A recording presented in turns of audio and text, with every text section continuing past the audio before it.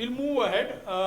Next, we are going to do is do a fireside chat with our host for the day, Hari Padmanabhan. Hari, may I invite you on the dais? Hari is the chairman of Uncia. One thing you should do is ask him, why did he name this company Uncia? I did. I was very curious. So maybe you can, Hari, start with that question. Take a seat, and maybe I'll come over. Thank you all for coming. And someone said UNCIA. That's a great spelling, but it's Uncia. The story behind the whole thing. Number of us who are together in Uncia. We've been working together for many years. There's a team that I had the privilege of putting together maybe 20-25 years ago, and quite a few people have continued with me for a long period of time. This is my version 4.0 of my journey, and I intend to continue till the day I pop. That's the whole way I look at it. And so we asked ourselves, why are we doing this? What's the idea? Why are we really doing one more?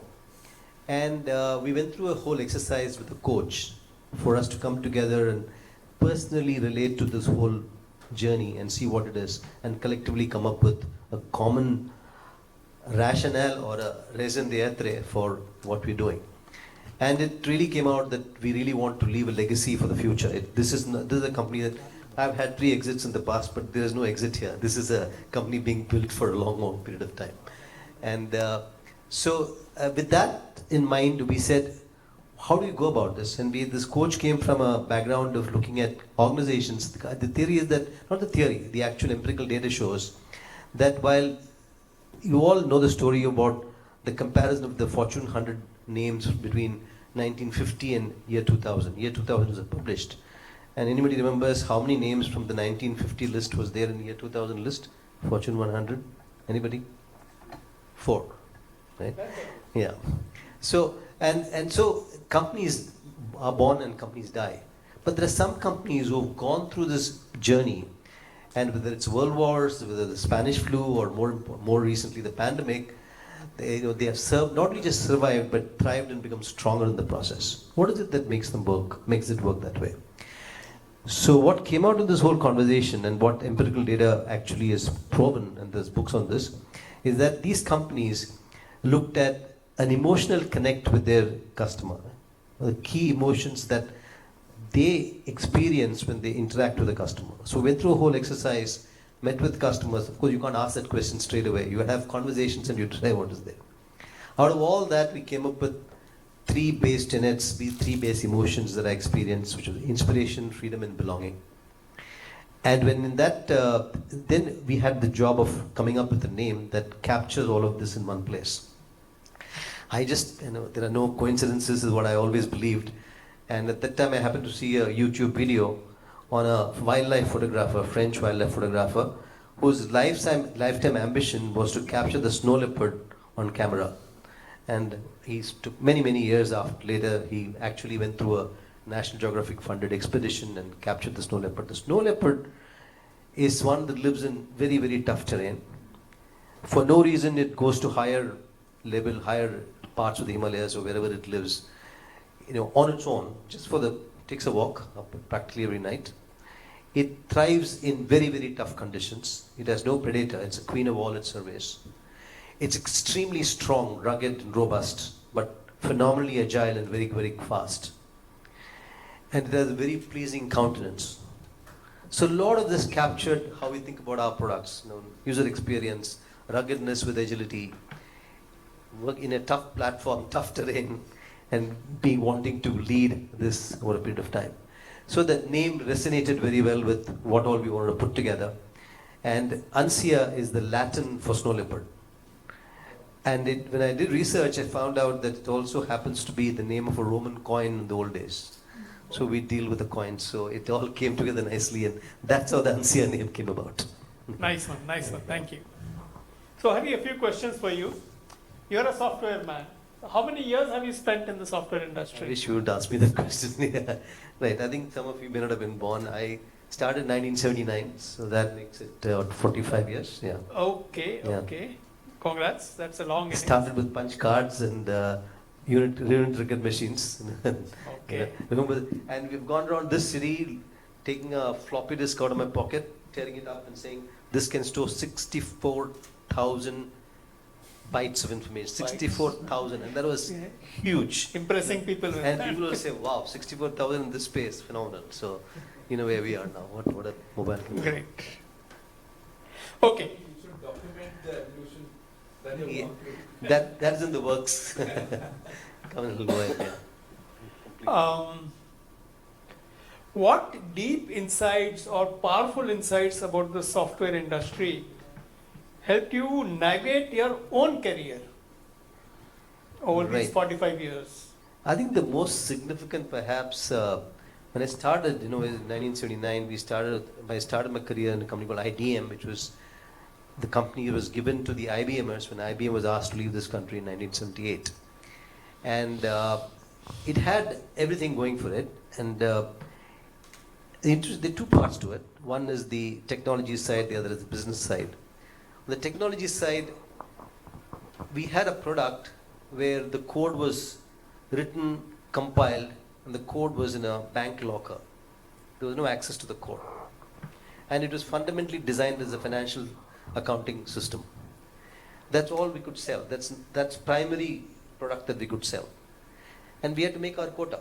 We had to earn our bread by selling that out in the field. So how do you take a financial accounting system, go sell, like I sold it to, say, Dippies, Herbertsons, for example, for giving them product-wise, branch-wise analysis of sales.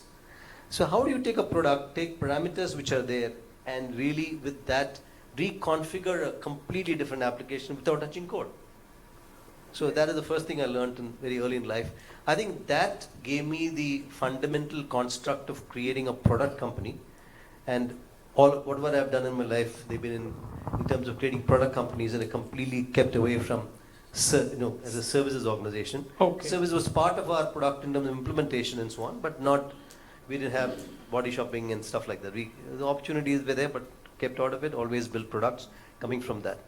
The other lesson was, this company had the bluest of blue chip companies in their client list, the best of infrastructure, top-notch people.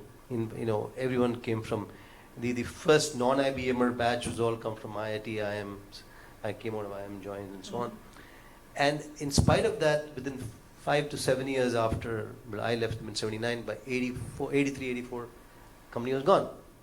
So what was missing there was company which had everything going for them, did not have the leadership was all people who were heading the business in the IBM days. So their leadership, the overall larger direction or strategy was dictated from Armonk, from New York, from US. So the strategic thinking was completely missing. And so what it taught me really was that you really have to think from a future forward, as I call it. So you look at, you take a call on where you believe technology will go, where this can happen, and take a call. But then you break it down to very fundamental basics and then start. So that's the combination. Yeah. Interesting. And this some kind of thing would come only to someone who has spent a long time observing how because things change, but you have to observe 10 changes to find some kind of pattern or some kind of direction. Okay, Hari, next. You are a leader in the industry, and every leader works for a purpose. What is your purpose, and how did you chose that purpose? So you kind of briefly touched upon it, but if you want to expand on that a little. Yeah, I would say that purpose, honestly, the purpose came later. I can't say I chose the purpose. Purpose came later. I discovered the purpose over a period of time. Okay. In terms of what we were doing. So the best way I could express that is getting you home early. So what I realized, when we speak to our customers after we have done something, and you speak to a CEO, you speak to a operating head, you speak to a person on the actually working with machine, and I'm talking about, in this 45 years, the entire idea of technology implementation has gone through something which was used to be called electronic data processing, to computerization, to digital adoption, to internet is everything, and I can go on and on. Now it's AI. But while some things have remained the same, fundamentally it's about how can you make something faster, easier, and everyone today says unless it's going to impact my top line or bottom line, don't even talk to me. Okay, right. So, if I were to summarize that, what comes out of that is, can you enable a CEO go home early? When I say go home early, can he meet his targets easier, faster, better?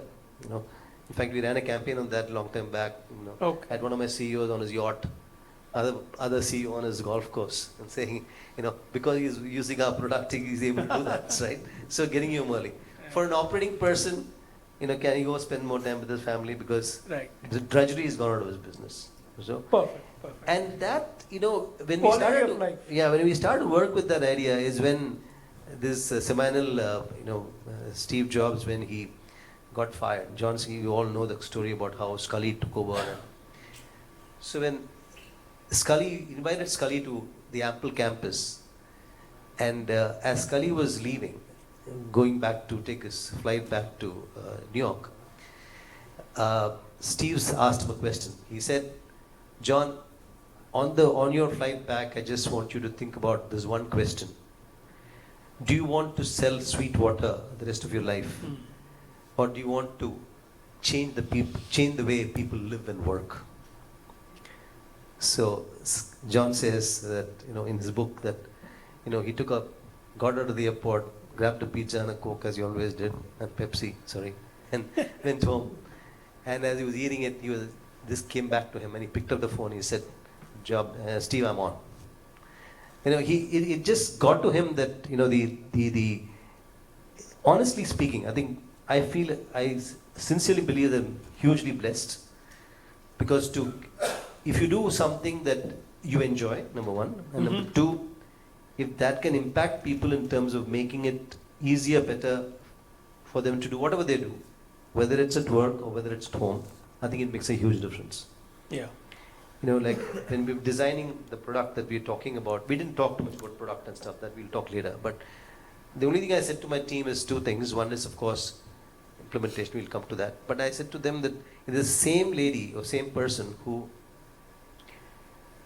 went home late in the evening, suddenly realized there was insufficient amount of, say, grocery for the next day, went onto a mobile phone and hit a few clicks and forgot about it, and it was there, or something else that we bought, who gets to the bank the next morning and does some loan processing, or so how should the experience, why should she expect an experience for loan management or loan processing and processing loan application so different from buying on Amazon or buying on somewhere else? Why should they? Why should it be? Is it possible to do this? Answer, of course, was no, but then the no turns into a much bigger possibility when you say, no, that's the way you want to think about it. So experience people talked about in the table I was in. So I think that's a huge give. And I think I enjoy that, and that's the other purpose, I think, that keeps me going about, can we make an impact in one more area? So that should have been option number 5 on my poll number 1 question. That's interesting. Thank you, Hari. Hari, I visited your website and I saw 6 things that they prominently talked about. Reliability, the 3 of them that I understood, which are pretty simple, were reliability, security, and pricing. But there were 3 other things which I thought were a little complex, maybe you can enlighten. Deployment, freedom, and assurance. What are these and what's special about them? Thanks. That's even I'll do a little plug here, because this is very close to our heart. So again, when we looked at this journey and we said, why are we doing this? We said, how do we make this impact very significant? Fundamentally, what we've experienced to some extent, and we see across the board when we speak with customers, is that every implementation is a huge pain. It's a huge pain. Like somebody said, BRD takes longer.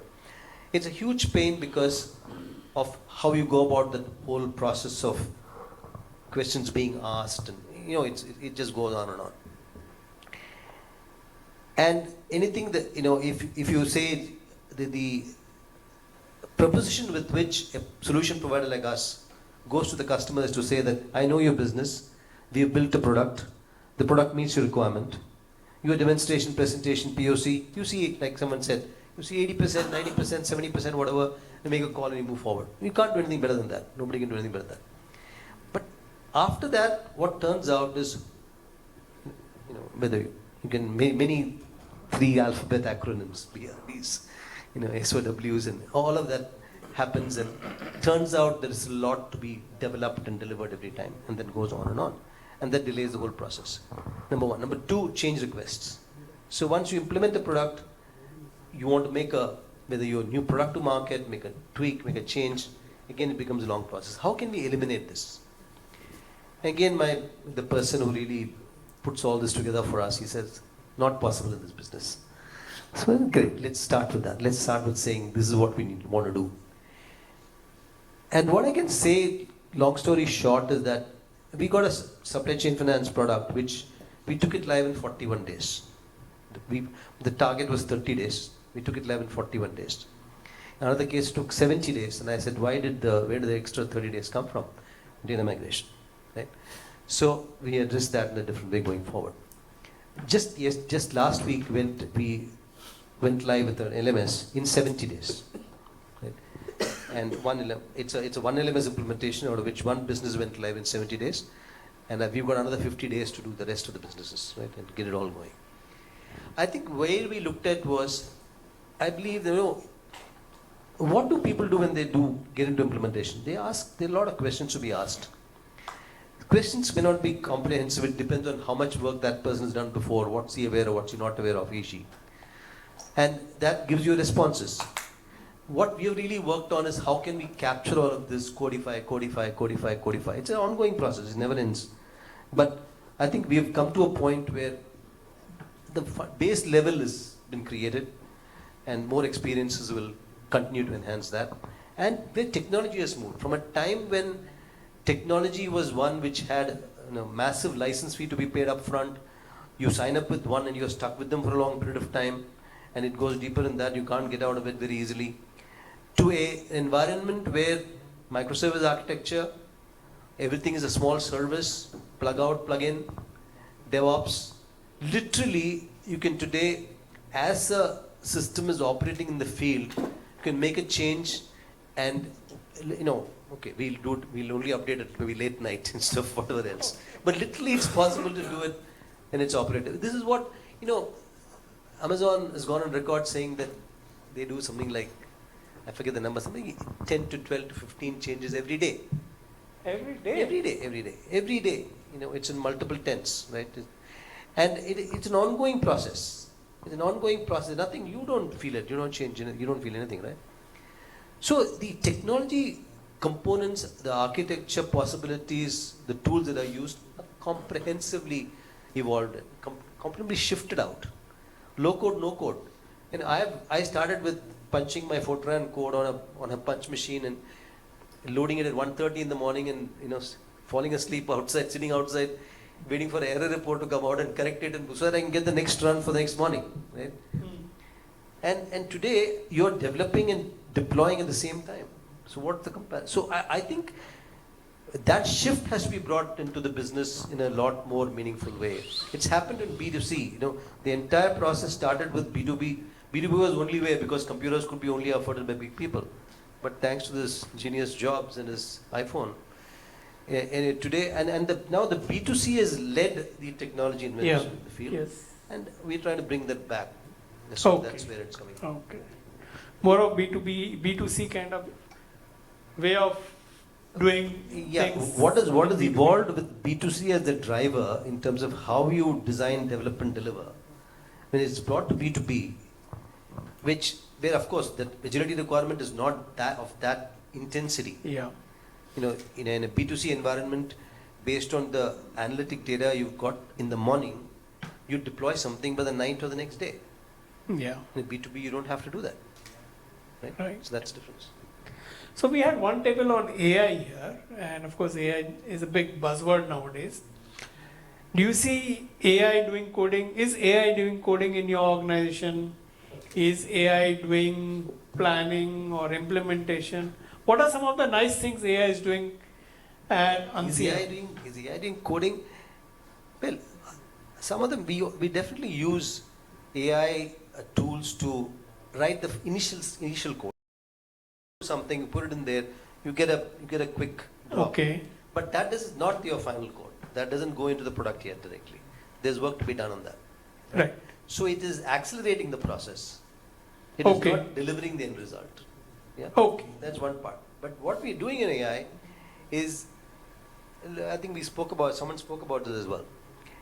See, when you look at GPT, right, what's very often, there is a pre-trained transformer. Yes. The most important part is the pre-trained part. So it's what you trained it on, right? So what we're really doing is we are working, actually we have our development center, the Center of Excellence in the IIT Madras Technology Park, and we collaborate with IIT Madras faculty and MTech students who do in this endeavor. What we're really doing is we are really developing a model where we looked at the credit assessment part, your credit assessment rule setting. That is a very, very key area where you want to see how you can rapidly, if you make a change in it, what is the impact on the NPA? Can I address a slightly larger segment of my customer base? And if I increase if I change one rule, if I move the upper limit by, let's say 5%, right? What's the impact on the NPA? Now that's a question you have. You have different people are doing different kind of data analytics to come to that conclusion. We're building an AI model which will relate the two and tell you that if you move this parameter by say 5%, the impact of the NPA will be less than 0.1%. So how is the comparative risk? Okay. Very early stage. We're not talking about the markets, the closed room. I'm talking about this, but what's happening? What we are seeing is we can provide a heat map. We can't give a discrete data, but heat maps are getting developed now, where you give them a range in which you can move each parameter and get a range in which the NPA can move. That is beginning to evolve. We don't know how long it may take. I think in the next 3 to 6 months we'll be able to provide a little more meaningful end result, which can start to impact what you can do with the credits. Great. That sounds interesting. Yeah. I think a lot of opportunities, new ideas will also come in as more people in your team and among your customers get exposed to AI and look at the opportunities. Yeah, absolutely. I think AI is a lot of hype after what's happened to ChatGPT, right? But it's really coming to a point where if you start to look at it at a very ground level, in terms of take a specific use case and do the challenge really is the quantum of data you have and the spread of data you have. So how, essentially what is, you have a neural network and the processor, or the GPT, the T part, which has got all the coding is part of that. It looks at the processing is going at the parallel processor you use, so you're doing processing at a very, very high rate, doing a very large number of processes in a very short period of time. And the context that it chooses every time, the data sets it chooses keeps changing. So the context starts to evolve. So what you imagine putting together about 10, 20, 30, 40 geniuses in one place, the neural network, connect the brains together. Right? Each one has got a different context. Each one has got different data sets in them. Right? And you connect them all together. And each time, and you ask a question, and to answer the question, you don't go through one route, you're parallelly going through multiple routes. Right? You're capturing little bits from everywhere, and you're aggregating, and out of that, you're pulling out a result. That's a very loose way of describing what it does. But that's basically what's happening. So can you get all these contexts from different experiential contexts summarized and pulled out as something else? Right? Which is why hallucinations come when there's bias in that. And But that's the exciting part. The exciting part is now it is becoming real that I'll tell you a small lighter vein. Okay. So when ChatGPT just came out, and I just went in and I put a little query there saying that I said, please write a spoof on Amitabh Bachchan and Pran in the movie Zanjeer, set to today's context. Okay. And I was blown by the answer. The first thing it said was, I will not, it is not correct for me to say anything derogatory, spoof, so derogatory, Okay. of a living legend like Amitabh Bachchan. Wow. But if, however, you were to kada kada kada. So that blew my mind, because when it's able to relate spoof, a name like Amitabh Bachchan, and say that as a practical human, I would not say something like this. That was That's I also think human. it was a fundamental shift in how you looked at AI. Yeah. And then we did various other things with it. I'm sure all of you have interesting experiences of working with ChatGPT or other tools. Yeah. Great. Thank you so much, Hari. Thank you so much. Round of applause for Hari.